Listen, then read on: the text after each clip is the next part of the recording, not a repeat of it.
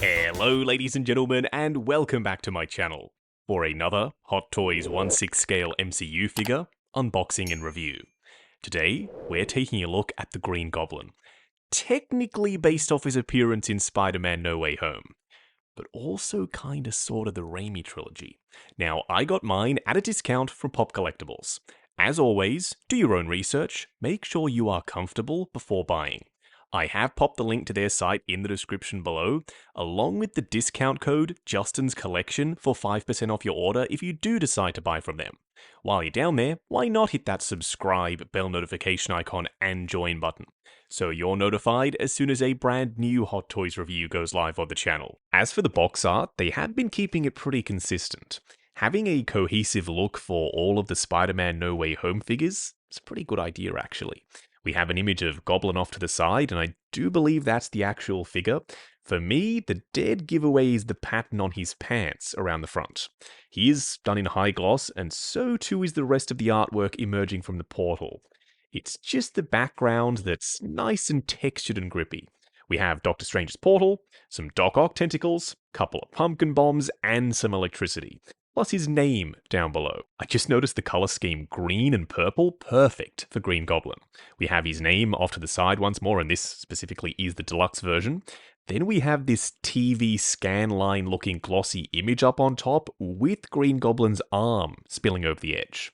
Down below on this smoky purple area, we do have some glossy techie looking web patterns. Around the back, more green and purple, plus the warnings and legal information, and some electricity referencing Electro. Then we have just a really mean looking image of Goblin's helmet, and a picture of Goblin straight out of the bridge scene in Spider-Man No Way Home.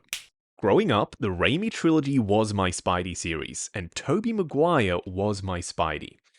This look for Green Goblin as a kid was just the coolest thing ever. And finally we have him in 6 scale by Hot Toys. Underneath the slipcover, we have an open window showcasing the figure, his glider, and all of his accessories inside. No matter how many times I see this artwork, it doesn't get any less cool for me.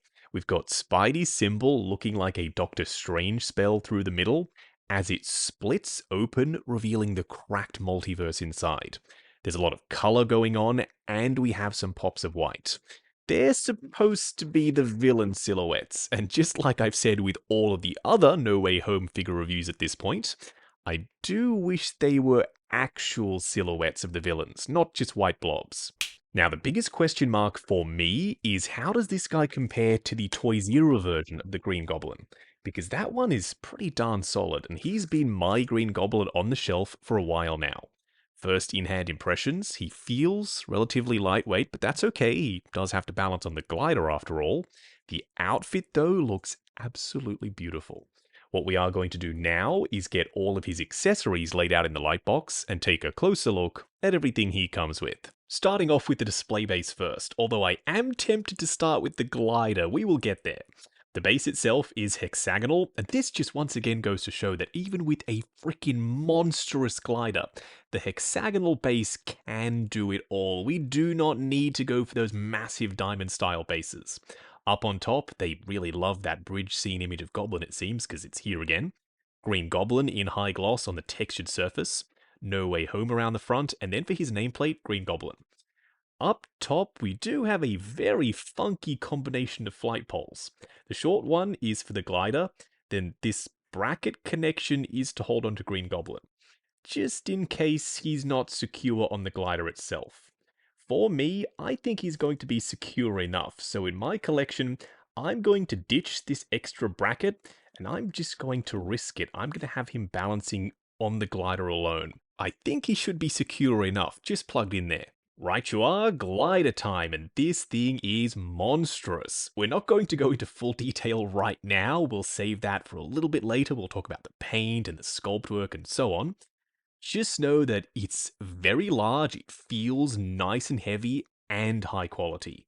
High quality, did you say? Why, yes I did, and that's exactly how I describe this Willem Dafoe head sculpt. This is straight away top 5 head sculpts in my collection, bar none. Now we will go into a lot more detail when we actually pop this on the figure.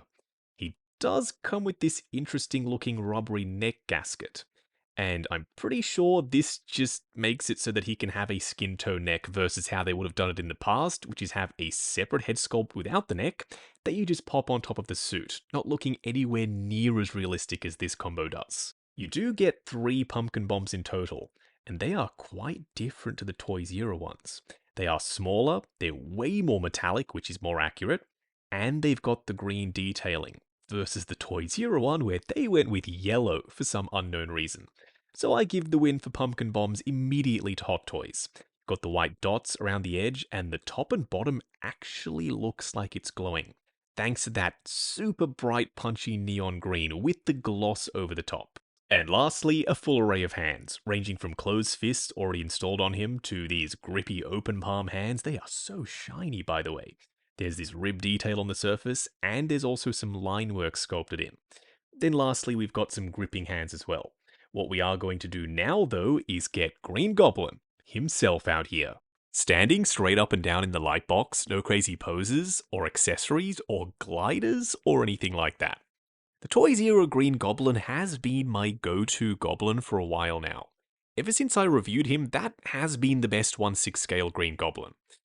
Now that we have the Hot Toys one though, this one is the superior release. The Toy Zero one is out. This one is in. The proportions here are spot on underneath the suit. He looks like a jacked Willem Dafoe, but thank goodness they didn't overdo it because they very easily could have. And then the outfit on top of the body, it's just so interesting to look at, and it's pure nostalgia. I'm being put right back into the seat watching this film in the cinema for the first time as a kid, and you just can't put your finger on why something hits the way it does, gives you that nostalgia kick. But this guy does. They've just captured the essence of Green Goblin. Sounds like I'm getting a little bit into the weeds here, so let's focus back on what I like about the release itself. The armor is well sculpted and painted, and the helmet is just so freaking sharp and mean looking at the same time, which is exactly what you need from Green Goblin. Now, I'm curious to try out everything else, including the unmasked head sculpt.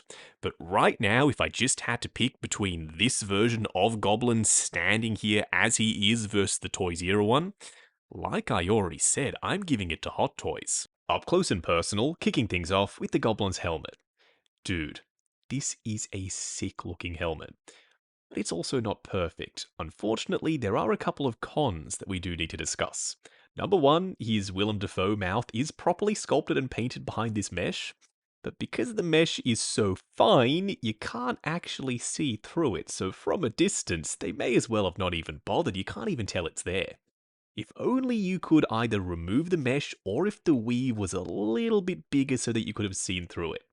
Number two, his eye lenses aren't anywhere near as shiny or chrome as they should be. In both films, they were pretty much perfectly metallic and reflective. Then number three, the color just doesn't look right to me. The green is deep and rich enough, yes, and there's a metallic flake to it. I still would have liked to have seen that color shift between purple and yellow. Whereas here, it's just green. There is a little bit of that lighter reflection in the high spots, everything else is just metallic green. There is, however, some darker shading, and there's some speckling of dirt and grime on the surface. The rest of it, I'm fine with. The shape especially. It fits in proportion to the body, and it just looks mean and menacing. My favorite detail, though, has to be the metallic shiny teeth, with washes in between them so each of them stand out. It doesn't just look like one massive lump of silver paint. Holy shit, what a head sculpt. This is glorious. From every angle, I can see the likeness to Willem Dafoe. There's a really nice level of skin texture, both sculpted, and then they've added that speckling over the top. Plus there's wrinkling, crow's feet, got the furrowed brow, a little bit of baggy skin underneath his neck because Willem Dafoe is getting a touch older. They've even added the tooth gap, which is the first time I've seen a tooth gap in 6 scale. The teeth are slightly yellowed with this darker shading up on top, and then they've hit them with a high gloss, making them look even more real. And you can see his tongue poking through them. Now the eyes are movable, and we'll get there, but the hair, he's got these individual strands around the front. And the tolerances are super tight. Even though this back panel is removable, Because there are magnets and a peg, when you plug it in, you can barely tell that it separates from the rest of the sculpt. There's flow to the hair, the colour to me looks right. They've even picked out individual strands of hair and sculpted them in. Now, he also has a skin tone neck, which is a massive bonus. Previously, they might have just done the head sculpt, then popped it on the neck, but there has been a massive push for realism recently, so giving him a skin tone neck and the swap out rubbery gasket piece, either for the mask sculpt or this one, I think was totally the right call. See how just moving the eyes completely changes the expression? This is why I'm an advocate for moving eyes. I think every figure should have them because, depending on where you put them, especially for Gobby, he can look completely crazy like he does now, or if you have the eyes looking up, for example, maybe he doesn't look as crazy, a little bit more mean. Now, the eyes are individually articulated, you can see around the back, and I never like to try and do this on camera because, as you can see, the eyes do look very goofy as I move them in position. But say, for example, you wanted to move them up like this, now he looks straight up evil. They're completely adjustable. Left, right, up and down. It's all down to personal preference. Now, Hot Toys do include a tool to make this easier rather than trying to do it manually with your finger like I'm doing. But then again, if you don't have the tool to hand, while this is more rough and ready, it still does work. This does defeat the purpose of the snap transition, but I did want to show you how to reinstall the masked head sculpt and the Velcro rubbery neck gasket piece. First of all, you want to shove it between the pec armor and the bodysuit. When you hear the Velcro crunch, that's how you know it's in place. Then you want to find the bottom of the ball joint with the neck connector and push it down and in position. When it clicks, that's when you know you've done it. Then around the back, you want to grab this rubbery piece, pull it down, then push on the Velcro. And lastly, just grab the shoulder pads and bring them over the top of the neck piece. It's a little bit tricky to do, but if they do come off, they're on Velcro, it's fine, just pop them right back on. Now that we have the helmeted head sculpt reinstalled, this rubbery neck piece, how it slides underneath the armor, it just blends right in. Interestingly enough, there's not a ton of armor plating back here, so I guess Gobby doesn't plan on being attacked from behind. A good strategy if it works. Now, his undersuit is made of this stretchy dark green spandex. Then over the top of that, there's all this screen printing. You've got some straight up screen printed panels with these lines coming down to his green buttocks. Then you have some ribbed screen printing detail on his arms. And they're a little bit baggy, especially down here at his wrists, so I wouldn't be surprised if they do afford a decent range of motion. I'm struggling to put into words how good this thing looks. The green, while not accurate, is outstanding. You've got this lighter reflectivity to it, it's got this metallic flake, it's very glossy, and they've hit the edges with some darker shading to give even more depth. Plus, there's some speckling of dirt and grime on the surface for added surface detail. Some of these armor pieces are more rigid than others, like the shoulder pads and the pecs are pretty solid, whereas the ab armor, being one rubbery piece of plastic, is a touch more flexible. Then they've decided to make certain parts and pieces individual and glue them onto the surface of the suit. I find it pretty weird that the ab armor isn't individual pieces for maximum range of motion. I guess Hot Toys just thought this was the best way of doing it. I've always loved this gold detail on the side of the suit. On the bicep, it looks like rivets holding the two pieces of armor together, and then it works its way all the way down his legs. It works on so many levels. Green and gold are complementary colors, so they play off each other. It's metallic, it adds visual interest, and it makes it look more tactical and more mechanical. The bicep armor is done in the same material as the pecs and the shoulder pads. It is adhered to the suit permanently. I don't think that's on Velcro. Please do not try and remove it. The rest of his sleeve is done in that ribbed screen printing. I do appreciate that they made the wrist peg metallic green, so even if the sleeve does ride up a touch, I don't think it's the end of the world, it just blends right in. And then coming down to his legs, there are a couple of things that I'm worried about. Number one, when you bring his thigh up, this armor plate goes into the gap between the top of his thigh and the hip area, but it collides with the screen printing, which does leave a very unsightly crease there. And then around the back, number two, this rib detail, if you do have his knees bent for a long period of time in a glider pose, I think that this might stick to itself. Fingers crossed it doesn't, I would just be careful. You do have that gorgeous gold detail all the way down to his shoes, and his shoes are actually Nikes. For those of you who don't know, these are actually flight posits. There's a crazy amount of detail, including these mesh sections, and there's some sculpted tread underneath. There isn't any Nike branding, which I do think is accurate. I think they had all of the Nike branding removed by covering them up with these various little plates and panels. Got some pops of gold, and you have some peg ports on the underside of his shoes, because that's how you attach this guy to the glider. While it doesn't actually connect up to the neck connector because the ball joint is a different size, this is the Toy Zero Green Goblin head sculpt. And if you were to do some mods, potentially it could work on the Hot Toys body. At the very least, this should give you a rough idea of what this is going to look like. Oh, this works. This is the Hot Toys Green Goblin head sculpt, and while the green is darker than the bodysuit, I don't think it makes a massive difference. This is the Toy Zero Green Goblin body, and it works surprisingly well, actually. I was tempted to display one goblin helmeted and the other unmasked with the Willem Dafoe head sculpt, and because this neck is not removable, you can't display this one with the Willem Dafoe sculpt. So now I'm tempted to have this one as my helmeted Green Goblin in the collection. The only issue, aside from the color match, is that the helmet is a little bit large on this body. Okay, scratch that. I was able to install the Willem Dafoe head sculpt on the Toy Zero body. It was not easy. First off, you want to remove the stock neck piece, and then you want to take the excess fabric that was covering it, tuck it into the neck connector hole. Slide on this ribbed rubbery neck gasket piece from the Hot Toys figure, tucking it behind the pecs and the shoulder pads, just like with the Hot Toys one. And after you've done that, you can slide the Willem Dafoe head sculpt into the crevice. It's not actually connected to the ball joint, it's just being held on with this rubbery neck piece, which does have me a little bit worried. Now the field is wide open, I can display either one with either head sculpt. Do let me know which look you prefer down in the comments below. I think it might be glider time, and I was not expecting this thing to be as large as it is compared to the Toy Zero one, which we will do a proper comparison of in just a second. This is an absolute monster.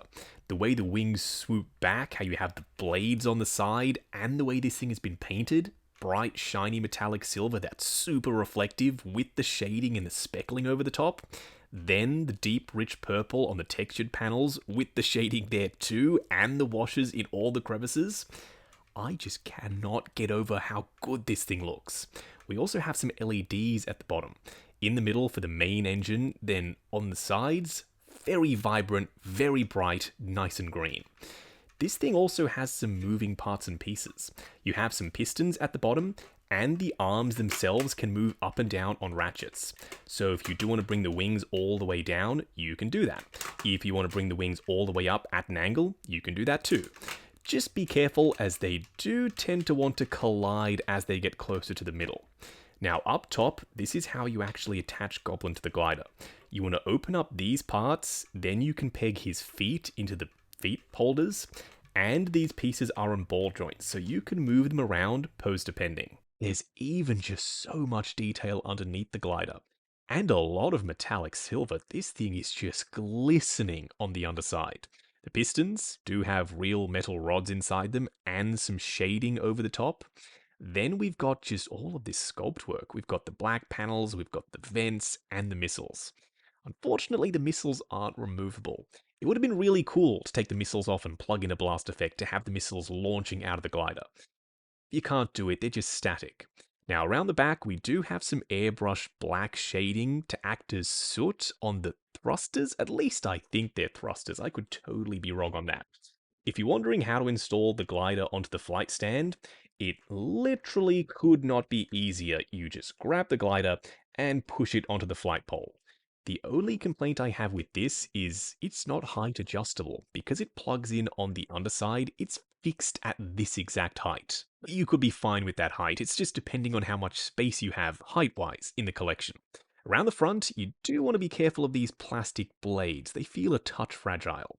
Now, that's not it for the glider. You can actually open up these panels, and this is where you can store the pumpkin bombs. When you have them in there, that looks cool. I just don't love the slot where the piece itself plugs and connects up into when you slide this on.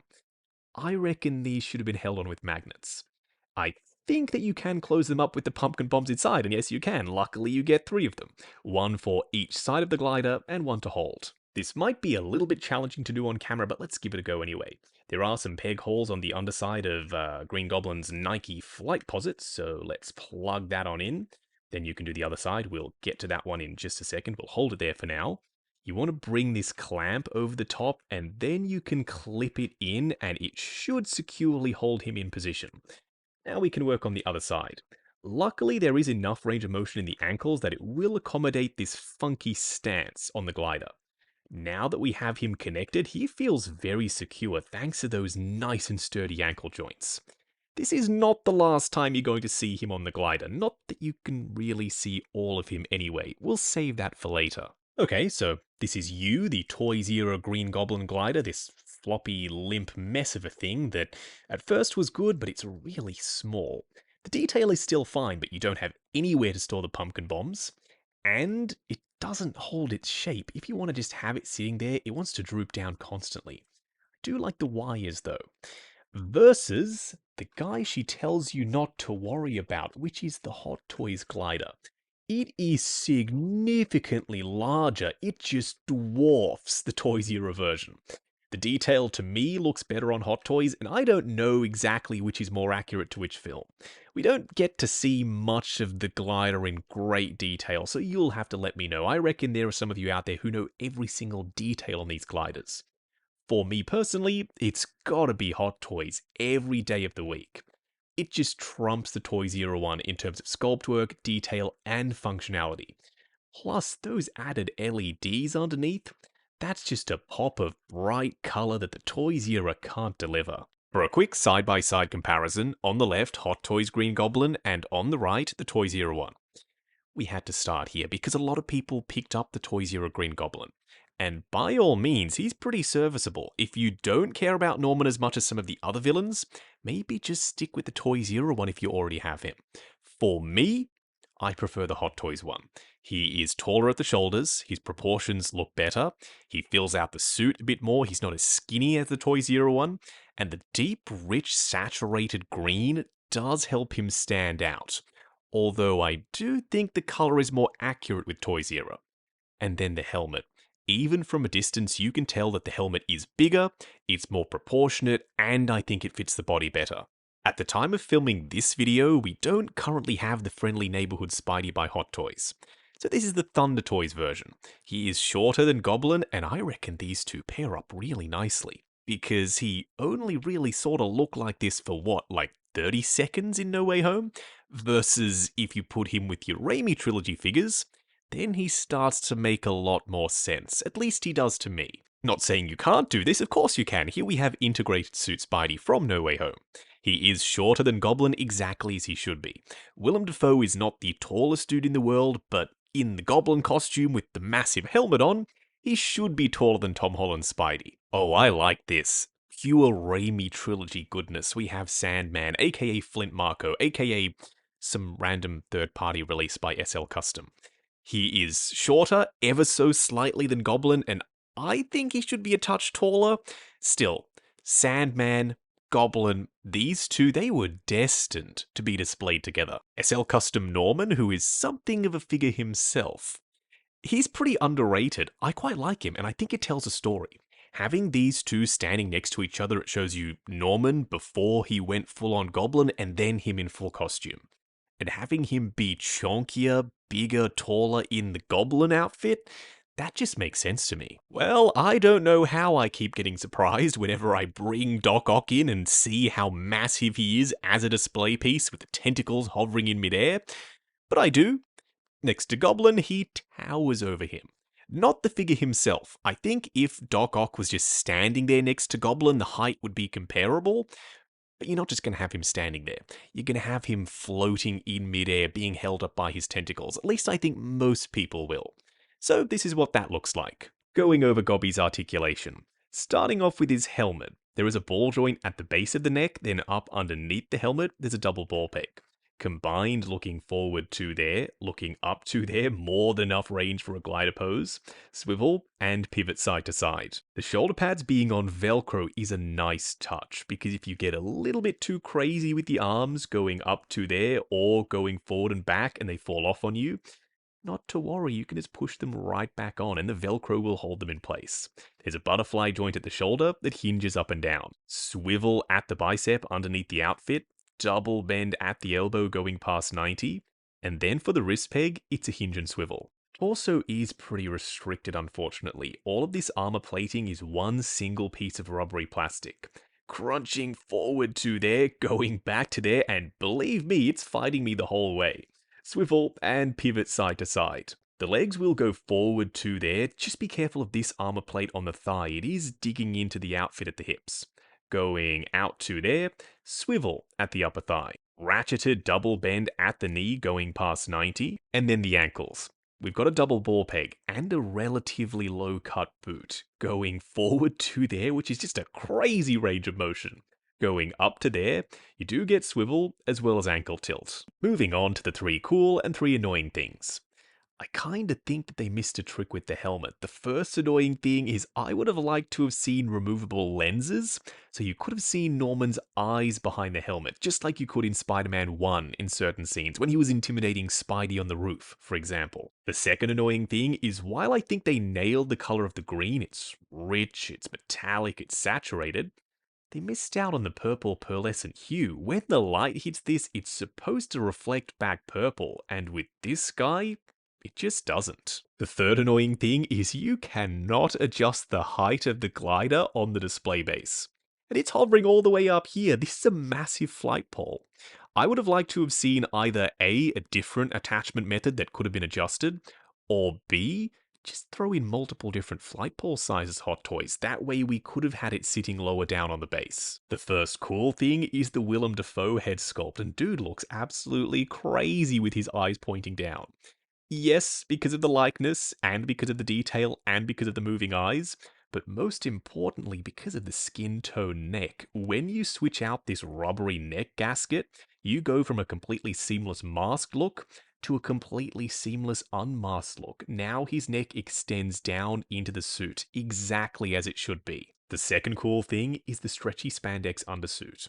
While there is still screen printing and armor plating over the top, having this as the base layer gives the suit the best chance of being as flexible as possible. The third cool thing is while I would recommend for added security to use the second flight pole to make sure Goblin's not falling off the glider, I don't think you really need it.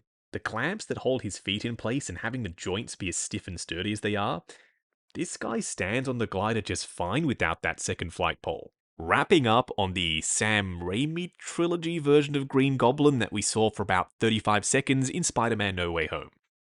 This guy is brilliant. I almost said the P word, but the screen printing has me a little bit nervous. That's the one thing that I think makes him not perfect. I love the glider, I love the Goblin himself, the unmasked head sculpt is quite frankly incredible, and you get 3 pumpkin bombs. Who doesn't love pumpkin bombs? There are those little annoying cons that we discussed, such as not being able to raise and lower the glider on the flight pole. That is still very frustrating. But everything else, this guy is just an absolute winner. If you have the Toys Era Goblin, just go ahead and sell that guy. This one, he is superior to the Toys Era one. But the question is now, is he going to be better, worse, or about the same as the new Goblin that's coming out with the purple hoodie and the blades and all that other good stuff? I don't know. I'm going to have to wait and see when that guy eventually comes out, because at the time of filming this video, this is our only Hot Toys Green Goblin. So you could say that this is the best 1/6 scale Green Goblin right now. That may change in the future though. I'm going to pop this guy in the Raimi trilogy display anyway. He's not going anywhere near my No Way Home figures, just because I feel like he's right at home with the Raimi figures, whereas with No Way Home, the other version will take that place. Now, I got mine at a discount from Pop Collectibles. As always, do your own research, make sure you're comfortable before buying. I have popped the link to their site in the description below, along with the discount code Justin's Collection. for 5% off your order if you do decide to buy from them. While you're down there, why not hit that subscribe, bell notification icon, and join button if you like the sound of seeing your name in the end credits of my reviews. Like, comment, and subscribe. We'll catch you in the next video.